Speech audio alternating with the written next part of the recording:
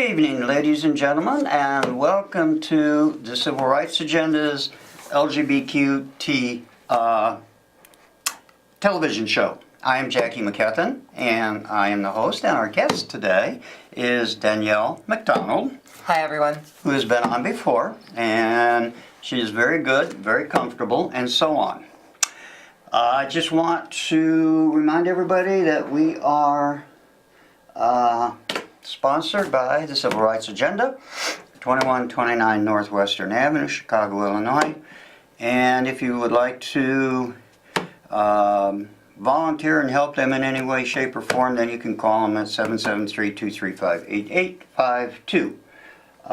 Also, remember that we are totally interactive. You can call us at 312-738-1060. Again, that's 312-738-1060. And you can ask questions, make comments, depending on the comment. Okay? Before we get started with Danielle, there are a couple things that I want to tell everybody about. There is a PFLAG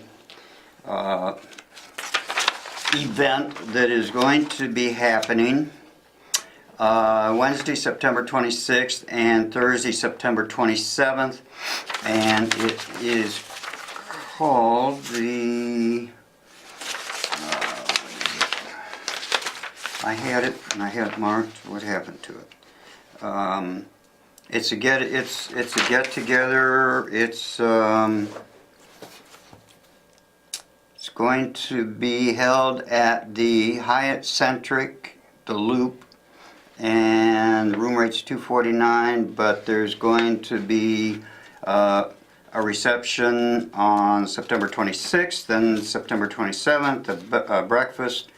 Welcome introduction, state of each organization, implementing safe space and allies, and it's all about, it's their annual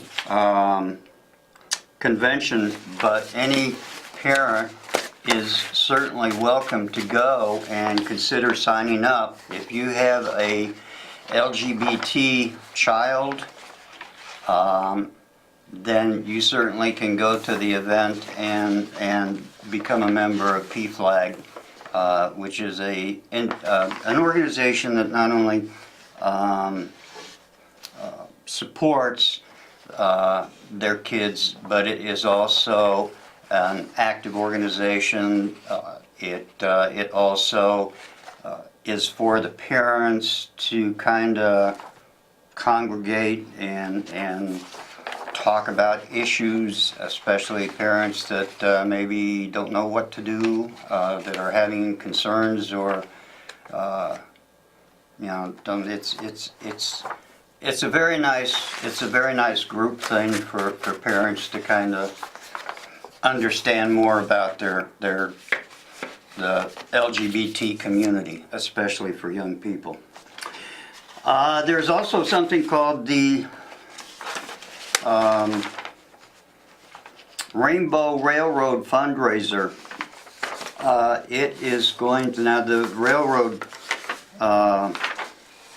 Rainbow Railroad is actually an organization that's national that helps with LGBT refugees and asylum seekers from other countries, and helps them through the process of coming to the United States and getting set up. So that is something, and you can go to, let's see, I had it here. Well, Rainbow Railroad is in New York. They have a phone number, 646-931-1093, and the fundraiser is going to be the third weekend of September, and you can go to you contact E. Hernandez at rainbowrailroad.ca, California. Okay, for more information. The It's going to be held in Chicago, and it's going to be the third weekend September, so that's going to be right after our September show, so I'll bring more information on that if anybody's interested. Okay, that's about that. There's another PFLAG event. It's going to be Oakwood Beach at 4100 South Lakeshore Drive. That's going to be August 26th. And you can get more information. There's going to be a main stage. You're going to have some people there. DJ Lori Branch, Fahrenheit Chicago Drag Show is going to be there. There's going to be a whole lot. But you go to PFLAG. This is this I got from the Hinsdale group, and you can go to bandr.pflag@gmail.com.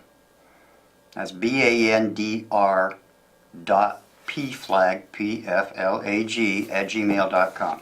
Okay? And get more information. But it's going to be Sunday, August 26th, a beach party at Oakwood Beach. 4100 South Lakeshore, 11 a.m. to 7 p.m.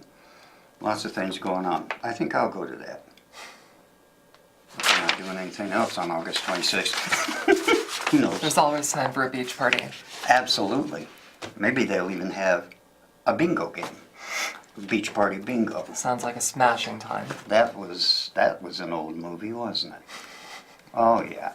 So anyway, so how are you doing? And I'm doing lovely. good. It's been a good couple look months. lovely. Thank you. So, what is going on? I know there was something you wanted to talk about. Oh, just something brief that I thought was of interest to the community because it speaks to some of the legal issues that we still deal with today. A friend of mine, Lee Andledewey, this actually got a lot of attention here as a case because they were charged, they're non-binary, so they were charged back for an event that happened back on August 12th of last year at the Slut Walk. Which is an event that a lot of women get together and walk through the streets to kind of protest and say, hey, we should be able to wear what we want, you know? Right. And no one should be judging us on that ground. Right. Anyway, the officers were trying to funnel the protesters off of the street and onto a sidewalk, and Lee was accused of biting someone after Lee had mentioned, because they were concerned, just for everyone's safety, that they were HIV positive. After this, charges were brought against Lee, and just today it was announced that all the felony charges have been dropped. So that's great news. Absolutely. But, I mean, she didn't bite the officer, did she? Or They did not. then, There was actually body cam footage that they had subpoenaed off of the officer, and it showed no actual contact. But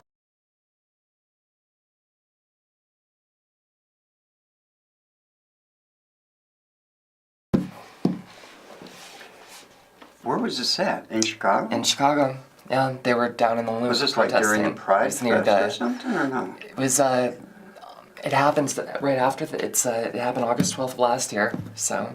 Oh, this is a year old. About a year ago, yeah. What the news of this is that the charges were just dropped today, so. I think it's... Oh, we have a caller. Hi, caller. Do you have a question or a comment? Hello? Well, hello, Jackie. Hello, Daniela. How you doing? This is Paula. Hi, Paula. How are Paula. you? Okay, yay, Daniela. I'm going to have a drink for you tonight, celebration drink. All right. Thanks. Yes, for getting all your little charges dropped there and everything, thank God. Well, we're going to have a drink for Lee, yeah. There you go, there you go. So what's been going on, Jackie? Any new laws for you people? Everything going okay for you, Jackie? Everything's going fine with me. And as far as laws, I don't think there's anything pending at this point. Not that I've seen. I haven't gotten anything specifically from National Organization for Women, which I belong to as well. And they usually send me a list of things that are, that changing for you, that things that are changing. Yeah, I saw a kind of disturbing ad the other day for, I don't know, for some election of some sort, where they had a choice of adopting a child out to a LGBT person or a person that would abuse children. And they picked the number 2, abused children. That's a damn shame. I have a niece, and she's LGBT, and she adopted 3 of the most beautiful little boys that you have ever laid eyes on. She has got all their insurance for them. They go to school. So you know what? You go LGTB. Anybody that can take care of a child instead of somebody abused. And I can't believe our politics are so full of crap. I can't stand them anymore. But anyhow, you go LGTB. I love you. I love my niece. I love her family. She's doing real good. And as far as the washroom goes, who cares? Just go in there and do what you got to do. I just came back from a Las Vegas trip for 2 weeks. Jackie, you're not going to believe this. They made transgender washrooms in Las Vegas. Can you believe it? Yes, Isn't that yes. wonderful? I believe it. Nobody can say nothing. Were they labeled transgender? They were labeled. Men, women, or other. Men, women, or other. They use it as other. They also recreationalized marijuana. Oh my God, that town is great. But anyhow, I just wanted to mention that to you. But over here in Illinois, you still got a lot of stick in the muds. Nobody has to know what's under your dress. It ain't none of their damn business. That's why they have doors in women's washrooms. So don't worry about that. I love you, Jackie. And I'm so happy for you, Daniela. Let me get off the phone. I'm sure somebody else wants to call in. LGBTQ, God bless you, and good night. Thank you, Paul. Thank you so much. Just FYI, actually, the state of Minnesota did the same thing. And actually, state of Minnesota passed their legislation before Illinois did as far as protecting the rights of transgenders. And they have done the same thing to a large degree in public buildings. They have the same situation. They have men, women, other. And believe it or not, in the country of Pakistan, they do the same thing. I wonder how good of an idea it is to use the terminology other in this case, because we do have things like family restrooms. Right. And that seems to suffice in single occupancy restrooms, Right. which don't actually need to have a gender labeled on them at all. Right. No, there are many places, and in Illinois as well, there's many places that do have family restrooms. Yeah. And It seems like a good solution that just makes everyone happy and doesn't need to, I'm not real sure. I know New Mexico is like Illinois, California, and many others. I know New Mexico has legislation passed to protect LGBTs. Nevada, I don't know, that may be a thing strictly for Las Vegas. I know that Texas, for example, is one of the 30 states that do not protect LGBTs, transgenders especially. And last year, the city of Houston rescinded its own local laws protecting transgenders. Okay? So there's a lot of stuff going on out there, and I mean there's a lot of states that we still have 30 states that on a state level do not protect trans folks regarding jobs, housing, or ability to use public conveniences, etc. So, I think it's important to recognize here that, particularly with the bathroom debate, that a lot of this is, it's an underhanded way to keep some of us out of society, sure. so that way we don't have access to public spaces. right.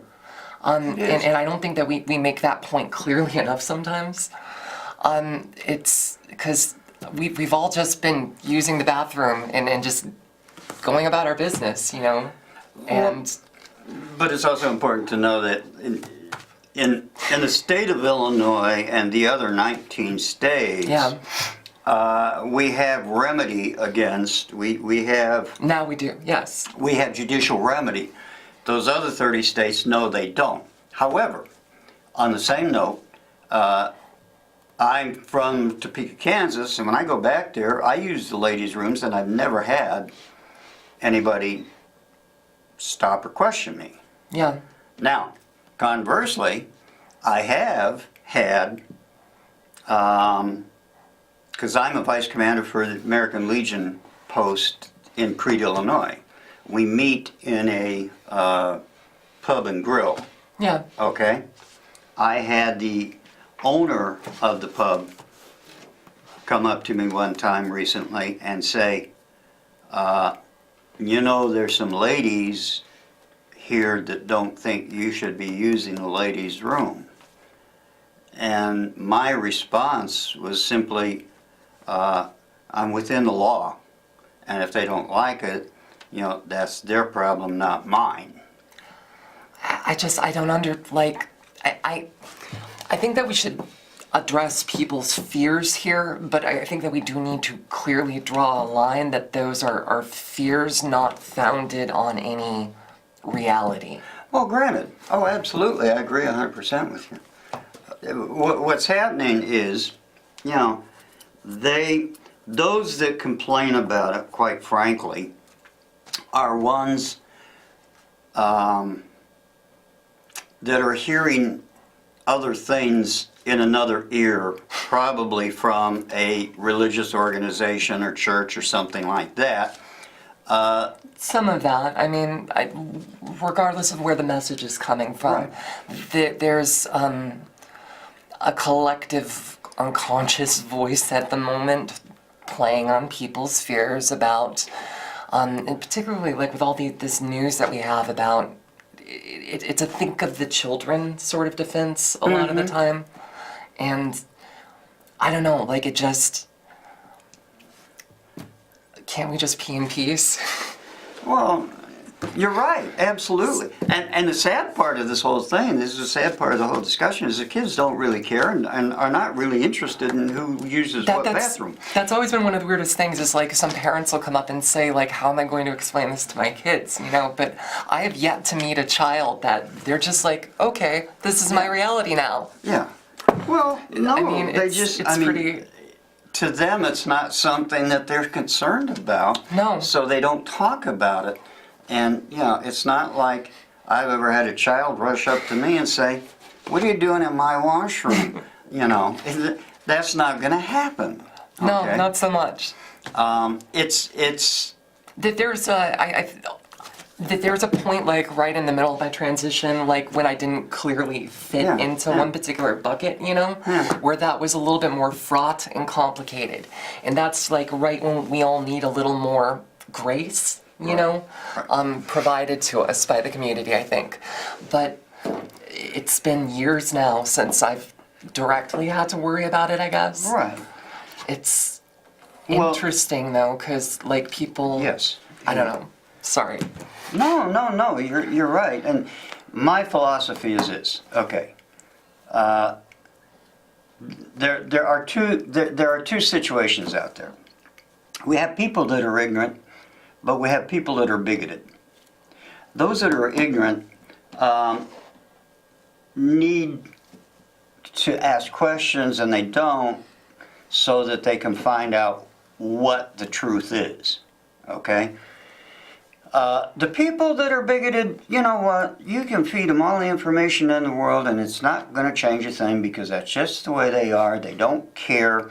You know, they feel like they know it all, or, you know, whatever the case may be. It's like they don't care. You know, they don't want to know. You know, In some they don't want to cases. understand. Well, I think you do. One does have to be selective about who one picks a fight with, but Oh, true. or starts an argument with. But there are times when you can change people's minds. Oh, absolutely. I agree. Unfortunately, some people are not. Some people you won't get through to. You're That's right. right. That's right. Absolutely. What we really need to have a system of education, and we're not getting it. I know. I think we have a caller. Oh, good. Hi, caller. Who? Do you have a question or a comment? Yes, both actually. Thank you for taking my call. I think I would respectfully disagree with you on the point about those persons who are bigoted versus ill-informed, because I think they go hand in hand. The function of being bigoted is to be ill-informed. That bigoted people tend to be, when you look at all the scholarship on the issue, are people who are least informed about the issue. So people who are against LGBTQ rights also, you find, are very uninformed about civil liberties, the history of civil liberties in this country, other movements, and so forth. Caller, what's your name? Oh, sorry. Yeah, no, that sounded like a willful ignorance argument. And yes, many people do want to be willfully ignorant of issues that they're afraid of or don't want to deal with, things that aren't. It's so easy to say that this has nothing to do with me and I don't want to know anything about it. But Well, we all have to live together in the same space. Exactly. But I agree with him on one thing. I totally agree with what he said from the Yeah. standpoint that, yeah, those that are willfully ignorant, or those who attack LGBTs, are just as easily somebody that is going to attack a handicapped person, or some, because in many cases it's a way for them to raise their own self-esteem and make them feel better by putting somebody else down or telling somebody else they're wrong, you know.